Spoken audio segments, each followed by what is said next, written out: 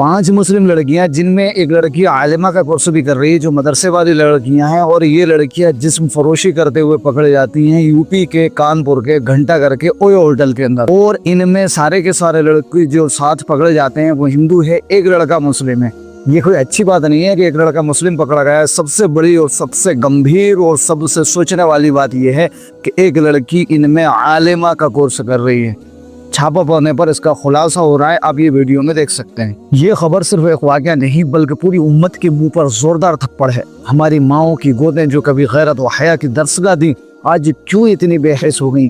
ए माओ, याद रखो तुम्हारी बेटी सिर्फ तुम्हारी जिम्मेदारी नहीं बल्कि पूरी उम्मत की इज्जत है। अगर आज तुमने अपनी बेटी की तरबियत में कोताही की, उसके दोस्तों, उसके मोबाइल, उसके माहौल पर नजर न रखी, तो कल तुम्हारी आंखों के सामने तुम्हारा गुरूर, तुम्हारी इज्जत रोंदी जाएगी। क्या तुम चाहती हो कि तुम्हारी बेटी मदरसे के नाम पर निकले और शैतान के जाल में फंस जाए? क्या तुम्हें अपनी गैरत का जरा भी एहसास नहीं रहा?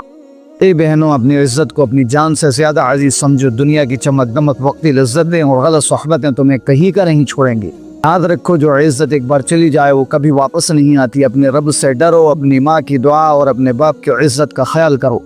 और मैं बाप से कहना चाहता हूँ, अपनी बेटी को सिर्फ पैसे और आज़ादी ना दो, उसके दिल में अल्लाह का खौफ, अपनी इज्जत की अहमियत बिठाओ। अपनी औलाद के लिए वक्त निकालो, उनके दोस्तों को जानो, उनकी मसरूफियात पर नज़र रखो। ये तुम्हारी जिम्मेदारी है। कल क़यामत के दिन तुमसे पूछा जाएगा। आज अगर हमने अपनी नस्ल की तरबियत ना की तो कल ये आग हमारे अपने घर तक आ जाएगी। अभी वक्त है, जाग जाओ, अपनी गैरत को जिंदा करो, अपनी बेटियों को गुमराही से बचाओ, वरना कल सिर्फ पछतावा और आंसू रह जाएंगे।